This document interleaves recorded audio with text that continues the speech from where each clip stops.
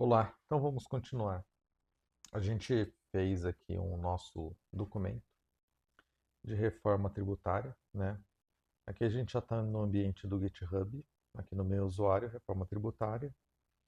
Ele está pegando aqui no main, ó, né? Que é a rota principal do nosso repositório, e o documento está aqui exposto, né? Esse é o documento que a gente fez com a ajuda do Cloud, né? E aí a gente pode agora conectar o Cloud Code, que é o que a gente já fez, e e interagindo com esse documento até o ponto da gente começar a codar, né? Então, assim, eu acho que ele já fez a estrutura até ó, dos parâmetros, né? Aqui a gente tem cronograma dos anos, parâmetros JSON, interpretações, núcleo de leitura, módulos de construção civil, testes. Então, assim, acho que ele ficou um plano legal, né? E uma das coisas que a gente pode desenvolver é esse cara aqui, ó, o Cloud MD, para que essa skill, essa habilidade do cloud, ela seja padronizada para todo mundo, sabe? Para todo mundo ter o mesmo, a mesma, o mesma metodologia de programação para inteligência artificial. Então vamos ver como é que a gente pode fazer isso. Então a gente vem aqui no Cloud Code, ele já está conectado aqui, ó. Então se eu pedir para ele esse documento, né? Se eu falar, olha só, ali no Reforma Tributária, né? No,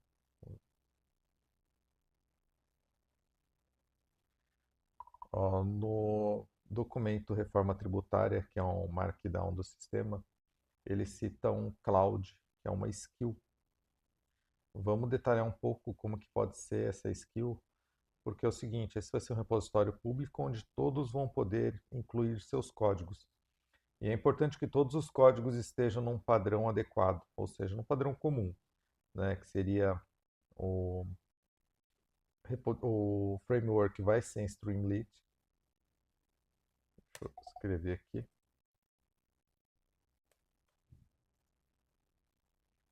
O work será Streamlit.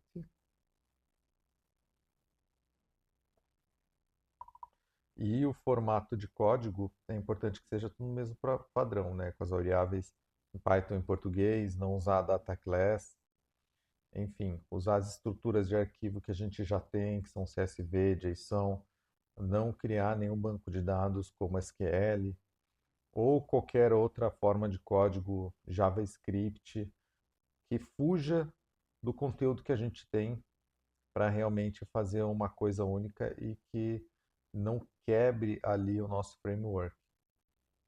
Veja o que, que você tem aqui. Primeiramente, entenda o que eu estou falando aqui no chat. Veja se esse plano faz sentido. Leia o documento que tem lá da reforma tributária e me volte aqui com um plano de implementação desse cloud.md. Tá? Aqui eu não preciso usar o Fable 5, tá? Posso usar um Ops. Vamos colocar no Max também. Posso colocar aqui no Alto e pedir para ele rodar. Aqui, ó, aceitar alterações, deixa no automático. Então, assim, é importante ver a forma com que eu falo para ele e, e as formas de pergunta e resposta e explanação. Então, quando você tiver dúvida ou mesmo não souber qual que é o resultado esperado, você pode pedir para ele criar um plano de ação. Esse plano de ação ele vai detalhar como que ele vai fazer o serviço. E aí você analisando o plano de ação, se aquelas são respostas adequadas ou não. E aí você implementa ou vai discutindo e interagindo com ele, tá? Aqui ele já vai estar vendo, ó, ele já leu, né? Já entendeu o repositório, né? Aqui ele vai contando as historinhas, ó, do que ele tá, o que ele tá vendo, ó, né? É,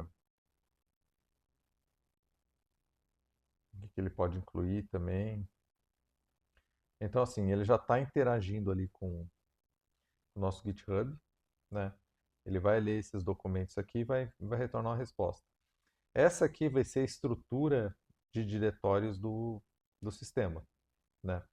O que, por exemplo, assim, vamos dizer que a gente vai ter vários outros módulos de cálculo Esses módulos, eles vão ficar dentro aqui, ó, dessa parte, e a gente consegue, além de colocar código nisso, a gente consegue colocar texto explicativo, então pode ficar um documento bem bacana. Tá? A parte de, eu sei que manja um pouco de programação, deve estar perguntando onde é que está o front-end, né? Front-end é direto no Python mesmo, porque esse cara aqui, ó, o Streamlit, ele funciona com os dois. Então ele renderiza o HTML com base no código Python. E ele usa diretamente nele, então a gente não precisa nada de JavaScript, nada além disso. Ó, li os documentos, tal, já tem especificação madura, tal, ou seja, o lugar do CloudMD já está reservado, tal, tal, tal, tal, tal, tal. E aqui ele já está falando o que ele tem que fazer, ó. Quer que eu escreva o Cloud com esse esqueleto agora? Eu posso falar o seguinte, ó, pode escrever e já faça o pull request dele. Tá? E outra coisa é a seguinte, cada vez que a gente vai fazendo um pull request, ou seja, a gente vai mandando atualizações, a gente pode deixar isso no comentário, né? Então, você pode escrever o documento desse do cloud.md e já faça o pull request dele e adicione observações. Quando for fazer o pull request, quem está fazendo e uma observação rápida, isso tem que ser em português, tá? Não pode ser em inglês. A inteligência artificial tem mania de escrever detalhes em inglês no pull request, mas eu prefiro que seja em português.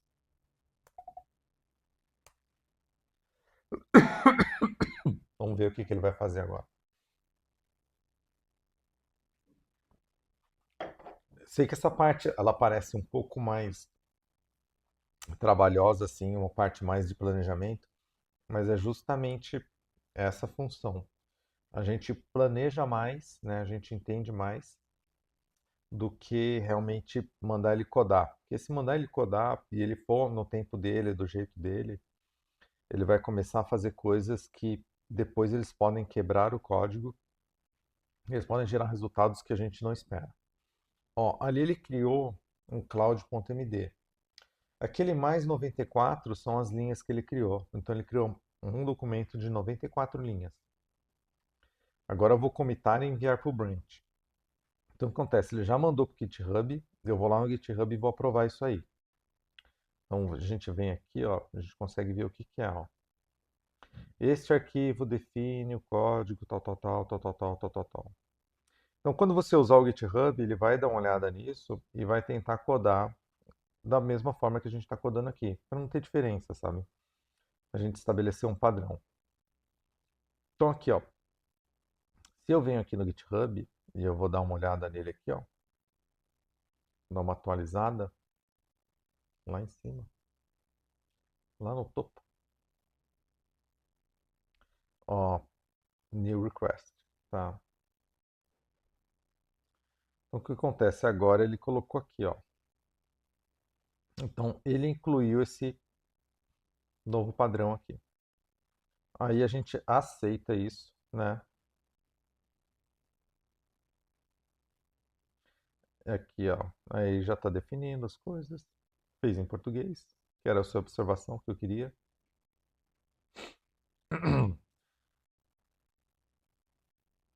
E aí a gente merge lá, não tem nenhum conflito e confirma. Aí o que acontece, ó? Agora ele já vai sair aqui e já vai entrar aqui no código. Ó, CloudMD. Então a gente já pode ver ele aqui, ó. Então assim ele vai criando os arquivos do sistema. Agora a gente só está criando arquivo de texto. A gente ainda não está fazendo o código em si. Mas é importante ver esse processo. Esse processo ele vai se repetir até a construção do sistema. E ele vai continuar durante a construção do sistema. Por ser um sistema determinístico, ele vai funcionar online sem interferência e sem nenhum tipo de inteligência artificial inicialmente. Nessa parte aqui de pull request, o que acontece? A gente consegue ver tudo que a gente já mandou. Aqui ele tem uma regrinha aqui do filtro, ó, is pull request is open. ou seja, se o pull request está aberto. Aí eu só coloco não, se é pull request. Aí ele vai mostrar quem que fez e quando fez, ó. Tá vendo? Aí ele vai mostrar todos os pull requests que foram feitos. O primeiro não acontece porque eu fiz o upload dele, tá? Então eu não fiz via sistema do cloud. O que que eu vou fazer agora? Ele está pedindo aqui para a gente ver, né? Foi criado comitado, né? Agora os arquivos eles seguem essa regra inviolável, né? String, Python, nomes em português, proibição de data class, sem banco de dados, sem JavaScript, ou seja, a gente vai tentar codar isso num padrão uniforme entre a gente.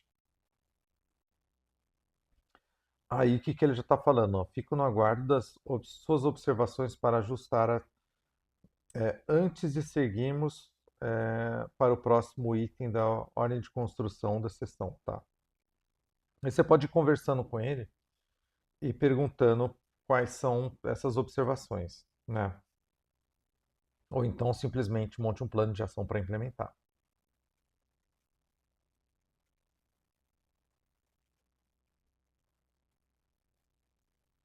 Aqui, vamos ver se ele monta.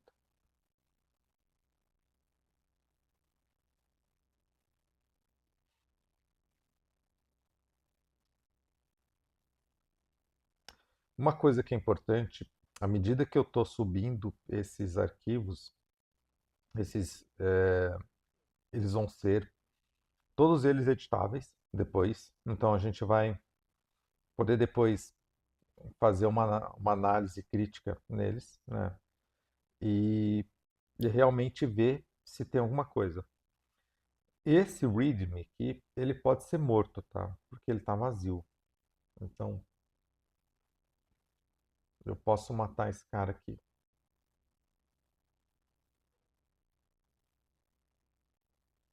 Onde é que mata, né? Aqui, delete file.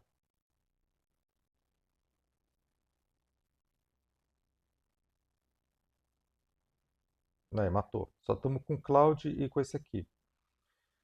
Esse aqui a gente pode mudar o nome dele para plano, sei lá. Vamos colocar, ó. E como a gente já está dentro da.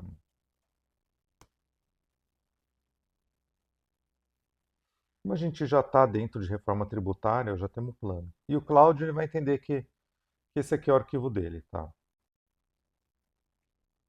Ó, aqui ele dividiu em 8 fases, né? Então a primeira fase, vamos ver o comecinho lá, fase 0. Esqueleto, então ele quer criar os documentos de esqueleto.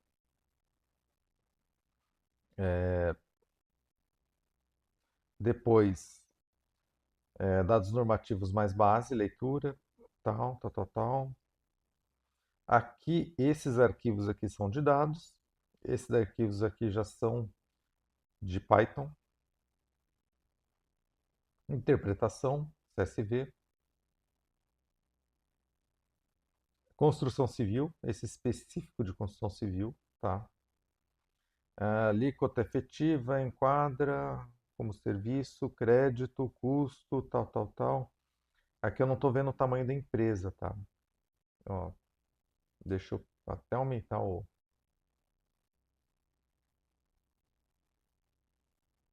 Colocar no Fable. Eu olhei bem por cima e eu não encontrei os tamanhos da empresa. O tamanho da empresa, Simples Nacional, empresa de grande porte, ou então se opera no lucro real ou lucro presumido. Isso também é importante, tá? Veja se o documento está englobando isso. À medida que você vai lendo, você pode ir gravando também.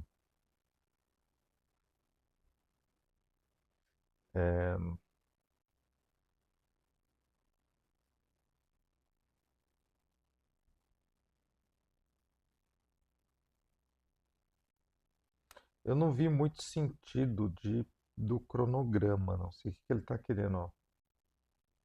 Ah, o formato. Células vazias dos ânimos fixados. Parâmetros, leitura.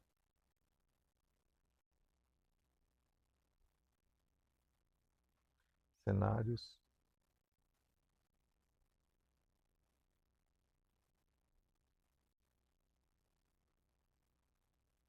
Tá. Outra coisa, um dos pontos que eu quero devolver também para o usuário final é o relatório em HTML. Então a gente vai precisar ter alguma coisa ali em HTML no final.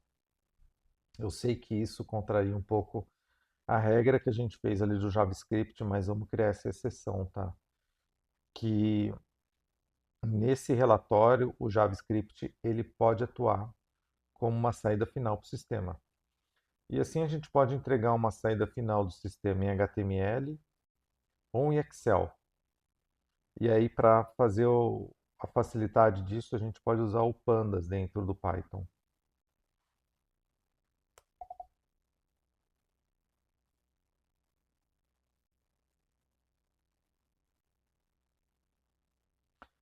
E dê mais uma criticada nessas fases que você criou, veja se consegue implementar mais alguma coisa e mostre novamente o plano.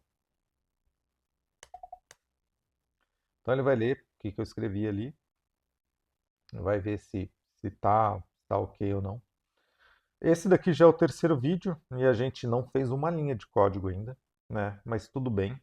Eu acho que esse que é o ponto principal, sabe? A gente ter uma exploração mais analítica do plano que a gente quer seguir, como que a gente quer seguir, para efetivamente a gente poder seguir ele para frente.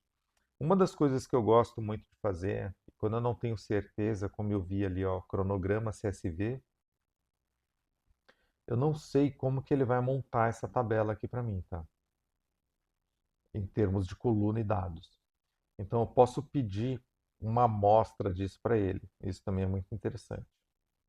E aí ele pode me responder aqui no chat também. Eu vou fazer um teste na hora que ele acabar aqui, né? Mas eu acho que ele vai demorar um pouco. Olha lá.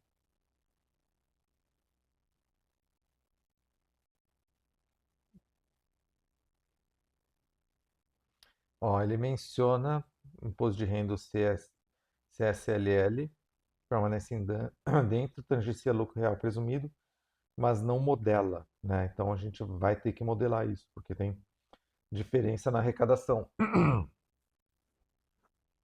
Ao simples recolher o IBS e CBS, por fora transferir para o crédito cheio e o presumido tal, isso cumulativo. Tá? Então assim, ó, ele já mudou aqui e já atualizou.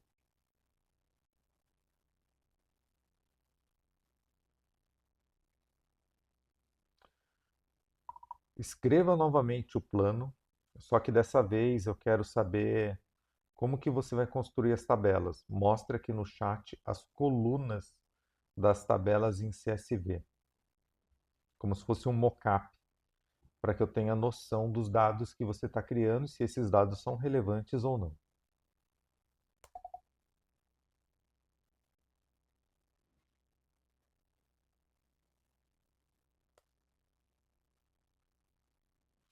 Então ele já fez novamente aqui fases, a legislação MD, tá? Com interpretação, é o cronograma que a gente vai descobrir. Já detalhou simples nacional, lucro presumido, lucro real.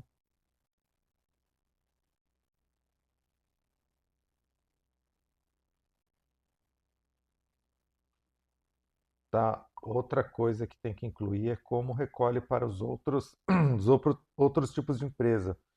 Por exemplo, o MEI, microempreendedor individual, também é uma empresa e ele precisa ser incluído nisso, porque na formação de custo a gente pode ter serviços de MEI e é importante saber se isso vai gerar crédito ou não durante a nossa arrecadação e formação de tanto do custo como do preço de venda.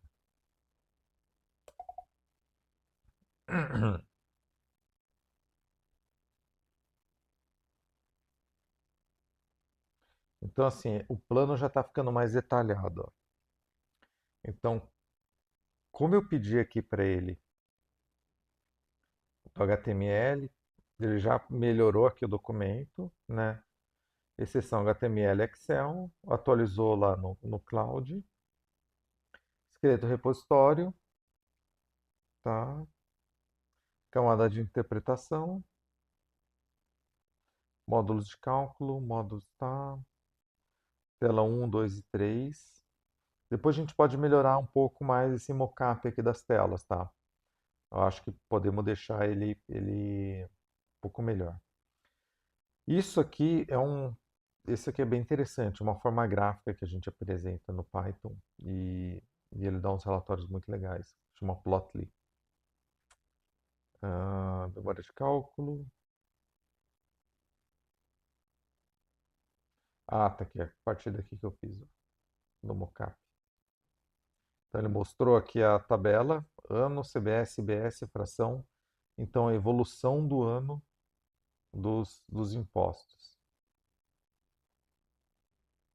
Aqui ele mostrou como é que vai ser feito o JSON dos parâmetros, regime das empresas.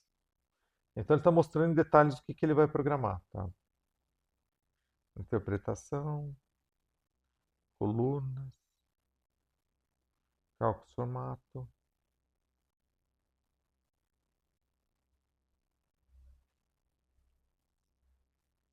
Esse de insumos, eu estou achando muito detalhado esse de insumos, tá?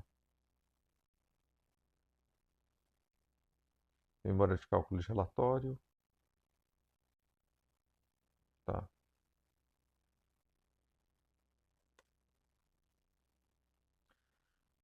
Eu só achei muito detalhada a parte de insumos. A gente não precisa, talvez, detalhar tanto. A gente precisa, na formação do preço, identificar o tipo de custo que de acordo com a carga tributária que vai ser influenciada nele. Então, por exemplo, se for mão de obra, vai ser uma carga tributária, se for uma mão de obra CLT, ou se for PJ, ou mesmo se a gente usar MEI, né? Se a gente usar locação de máquina, se a gente comprar serviços, se a gente comprar material da indústria, por exemplo, aço beneficiado, um custo. Se a gente fizer custo de transporte, é outra coisa. Custo de alimentação, enfim, a gente vai ter que separar o nosso custo nessas categorias, porque o foco desse trabalho é justamente isso, é descobrir o imposto e o crédito por detrás de cada custo na formação do preço de venda. Então, assim, dê mais uma olhada em tudo e atualize o plano.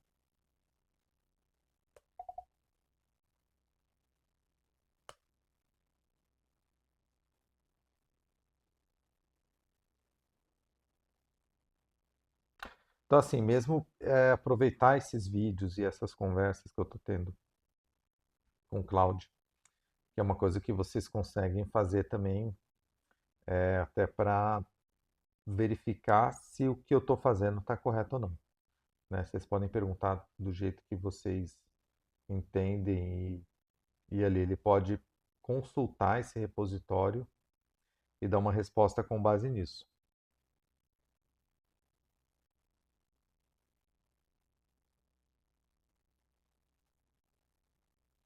Eu acho que falei muito, que cada vez que a gente fala muito, ele demora um pouco mais, né?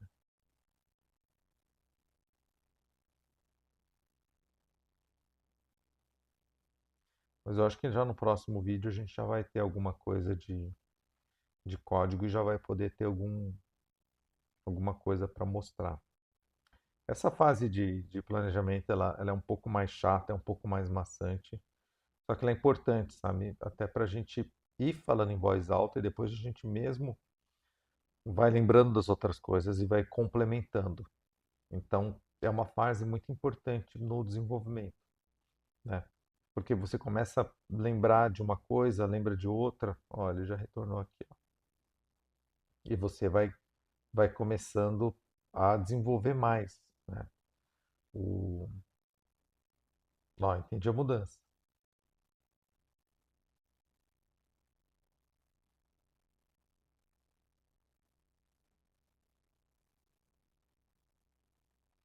Então talvez isso aqui já mereça uma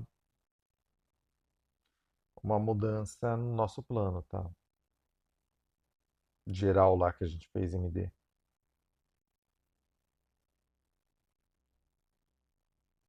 Aí eu vou fazer essa última alteração no nosso plano MD e depois eu já vou pedir para ele codar e no nosso próximo vídeo a gente já vai ter alguma coisa.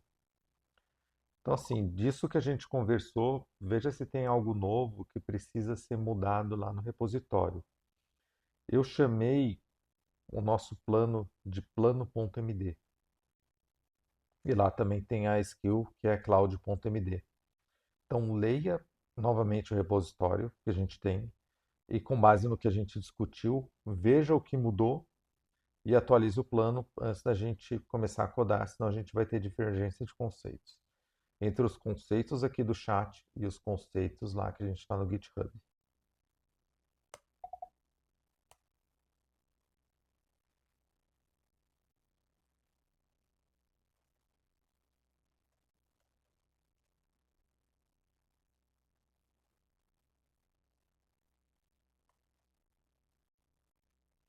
Aí, se ele encontrar alguma sugestão ou alteração, ele já vai sugerir aqui as linhas que são suprimidas e as linhas que são acrescidas.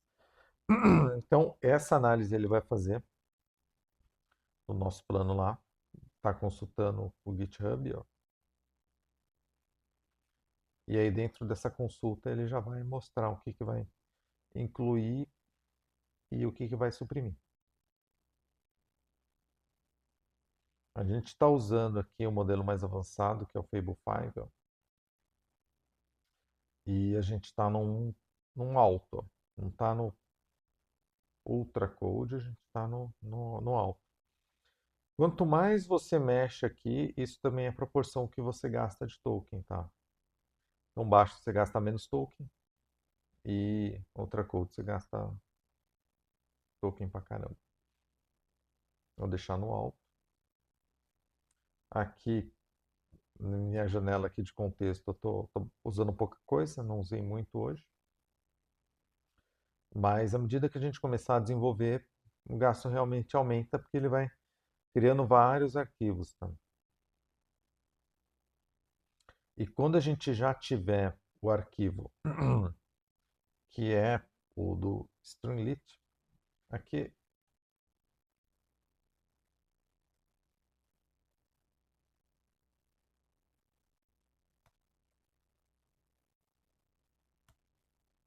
quando a gente tiver esse cara aqui, o Streamlit underline app.py, a gente vai poder apontar o Streamlit para ele e aí a gente já vai ter um aplicativo web.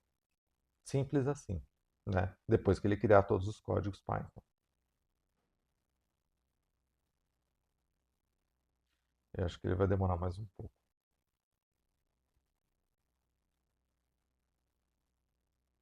Aqui ele já tinha mostrado a amostra de como que ele estava fazendo o CSV, né? Esse CSV nosso ele é separado por ponto e vírgula, tá?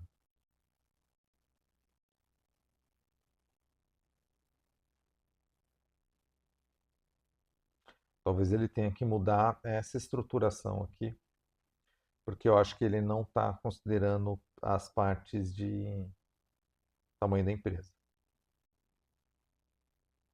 Então, acho que primeiro ele tem que classificar a empresa, que porte que é a empresa, para depois ele começar a fazer as contas. Então você enquadra, faz o enquadramento da empresa, e depois você pode ver os cálculos que ela tem, e depois crédito e não crédito, né? Quem tem crédito não tem nada. Talvez é uma coisa para a gente pensar e já para ir estruturando assim o arquivo de cálculo. Às vezes você tem um arquivo em uma hierarquia maior que ela pode fazer essa distinção. Então, por exemplo, a gente tem os módulos aqui, construção, imóveis, corporação, mas a gente pode ter um que faça ele ligeiramente acima desses, que ele faça realmente a análise de quais são os impostos de acordo com o enquadramento da empresa.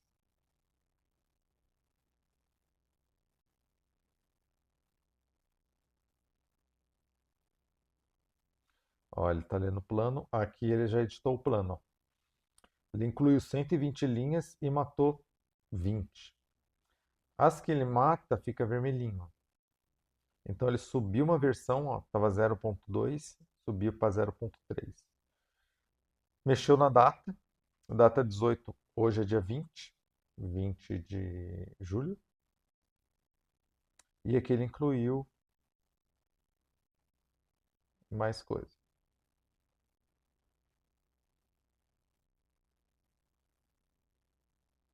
Aqui ele tirou README, né, que a gente já tinha tirado. O Cloud, ele só mexeu aqui no contexto. Legislação MD. Perfis, natureza, memória. Ele foi mexendo em cada um deles, ó.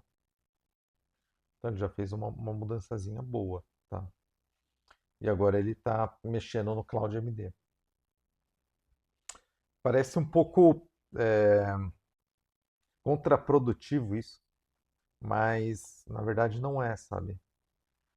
É justamente o ponto que a gente começa a evoluir no desenvolvimento de sistemas, ainda mais utilizando inteligência artificial.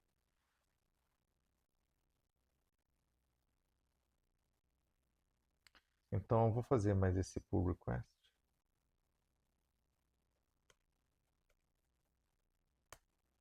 E aí a gente encerra esse vídeo por aqui. E no próximo vamos já começar a fazer o código Python mesmo. Então, dá mais uma lida, né? E vamos tentar ver o que a gente consegue de código. Para que a gente já tenha daqui uns outros vídeos, a gente vai fazer ele rodar. E depois que rodou, a gente vai começar a testar. E aí os vídeos eles já estão públicos, as pessoas vão começar a entrar e testar também. Então ele já está lá, ó, né? Então vem aqui. A gente vai no topo. E a gente vem aqui, ó, pull request. Ó, 1 minuto.